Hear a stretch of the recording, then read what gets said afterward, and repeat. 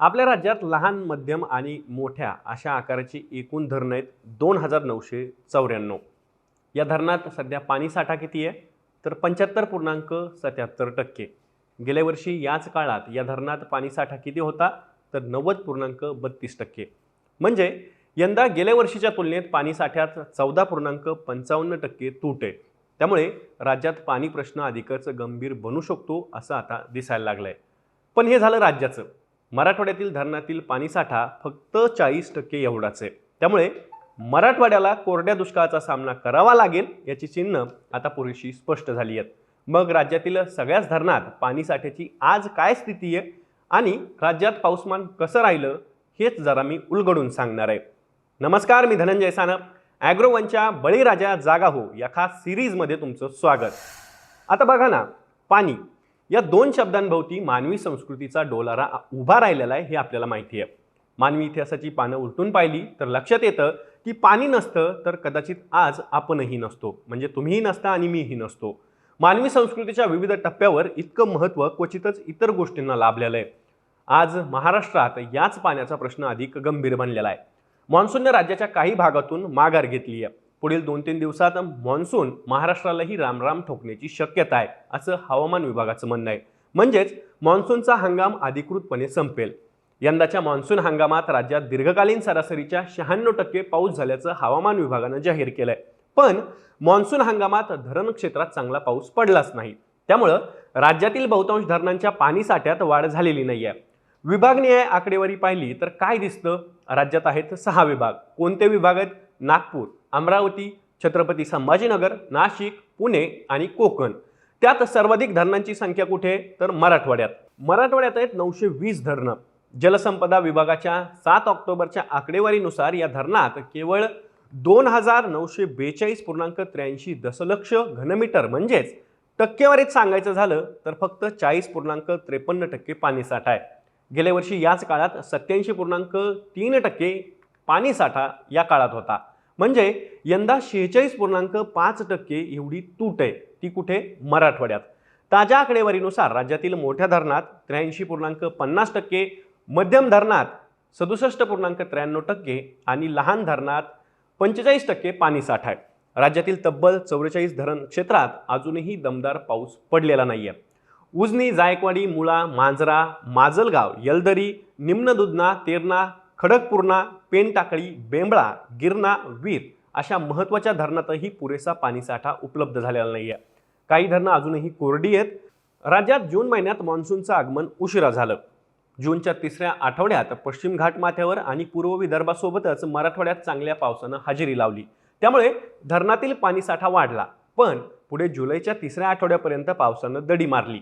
त्यानंतर 3ऱ्या आणि 4थ्या आठवड्यात जोरदार पावसानं हजेरी लावली. त्यामुळे कोकणासोबतच पश्चिम महाराष्ट्रातील काही धरणं भरली. ऑगस्टमध्ये पावसाचा 21 दिवसांचा खंड बहुतांश भागात होता. सप्टेंबरमध्येही पावसानं काही प्रमाणात उघडीप दिली होती. पण सप्टेंबरच्या शेवटच्या आठवड्यात काही ठिकाणी चांगल्या पावसानं हजेरी लावली. त्यामुळं धरणातील पाणी पातळीत वाढ झाली. या पावसामुळं पश्चिम महाराष्ट्रातील काही धरणं 100% भरण्यास मदतही झाली. तर जायकवाडी, उजनी यासारख्या महत्त्वाच्या धरणातील पाणी पातळीत कशीबशी 50% येऊन पोहोचली. तर कोयना धरणातील पाणीसाठा 90% वाढला. पण मराठवाड्यातील धरणातील पाणी पातळी अजूनही कमीच आहे. विदर्भातील ऊर्ध्व, वर्धा, पेंच, तोतला डोह, इटेया डोह, अरुणावती या धरणात 100% पाणीसाठा झालाय. मात्र काही धरण क्षेत्रात अजूनही पुरेसा पाऊस झालेला नाहीये. त्यामुळे राज्यातील 44 धरणात 80%पेक्षाही कमी पाणीसाठा आहे. आता अशी स्थिती असेल तर मराठवाड्यातील शेतकऱ्यांनी रब्बी हंगामात काय करायचं हाही प्रश्नच आहे. एल निनोचं सावट 2024च्या मार्चपर्यंत तरी सक्रिय राहण्याची संकेत हवामान संस्थांनी दिलेले आहेत. त्यामुळं तापमानाचा चटका वाढणार आहे. मग अशा स्थितीत रब्बीतील पिकांना त्याचा फटका बसण्याची शक्यता सुद्धा नाकारता येत नाही. धरणात पाणी नाही म्हणजे भूजल पाणी पातळीही खालवत जाणार. मग रब्बी हंगामातील पिकांना पाणी द्यायचं कसं? बरं, धरण क्षेत्रातील वरच्या भागातून पाणी सोडायला वरच्या भागातील धरणंही जेमतेमच भरलेली आहेत. त्यामुळं धरण क्षेत्रातील खालची आणि वरची यांच्यात पाणी वाटपावरून वाद पेटण्याची शक्यता सुद्धा नाकारता येत नाही.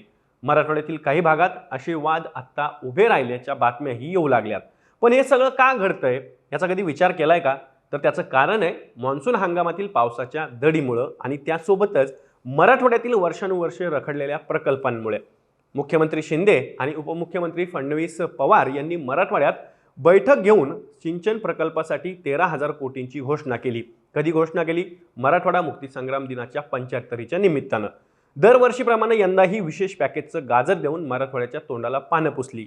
पण मूळ प्रश्न अजूनही जशास तसेच आहेत आणि त्याचे चटके आता मराठवाड्याच्या जनतेला सोसावे लागत आहेत. पावसाच्या असमान वितरणाचा खरीपातील पिकांना फटका बसलेला आहे. मराठवाड्यात तर दुष्काळाची स्थिती आहे. परतीचा पाऊस पडला तरच रब्बी हंगाम कसा बसा साधता येईल. राज्यातील शेतकऱ्यांची पाणी टंचाईमुळे स्थिती भयान झालेली आहे. पण राज्य सरकार मात्र दुष्काळ जाहीर करण्यासाठी काहीच हालचाल करताना दिसत नाही. आकडेवारींचे खेळ खेळले जात आहेत. अशा वेळी शेतकऱ्यांना मात्र निसर्गासोबतच सरकारच्या अनस्थेचा तोंड दाबून भुक्यांचा मार सहन करावा लागतोय. दिवसेंदिवस हवामान बदलाचं संकट एकीकडे गंभीर होत चाललंय. त्यामुळे वाढत्या तापमानामुळे पाण्याचा प्रश्नही भविष्यात शेतकऱ्यांना छळणारच आहे. मान्सूनचा लहरीपणा वाढतोय, पावसाचं वितरण असमान होऊ लागलंय. अशा वेळी आहे त्या जलसाठ्यावर लक्ष केंद्रित करणं गरजेचं आहे. त्यासाठी सरकारची भूमिकाही तेवढीच महत्त्वाची आहे. अन्यथा नेहमीच येतो पावसाळा म्हणण्याऐवजी नेहमीच येतो दुष्काळ अशी म्हणण्याची वेळ आपल्यावर आल्याशिवाय राहायची नाही. या माहितीसोबत या विश्लेषणासोबत मी तुर्तास इथेच थांबतोय. ॲग्रोवनच्या यूट्यूब चॅनलवरती दररोज संध्याकाळी 6 वाजता मी तुमच्याशी बोलायला येत असतो. विषय काय असतात तर आपल्या हक्काचे असतात, आपल्या मागण्यांचे असतात, आपल्या प्रश्नांचे असतात. त्यामुळे ॲग्रोवनच्या यूट्यूब चॅनलला तुम्ही अजून सबस्क्राईब केलं नसेल तर सबस्क्राईब करा. कारण इथं शेतीच्या शिवारापासून दिल्लीच्या सगळ्या दरबारापर्यंत सगळी काही माहिती तुम्हाला एकाच प्लॅटफॉर्मवर उपलब्ध होते. मी तुर्तास इथेच थांबतोय. पुन्हा भेटू. तोवर काळजी घ्या.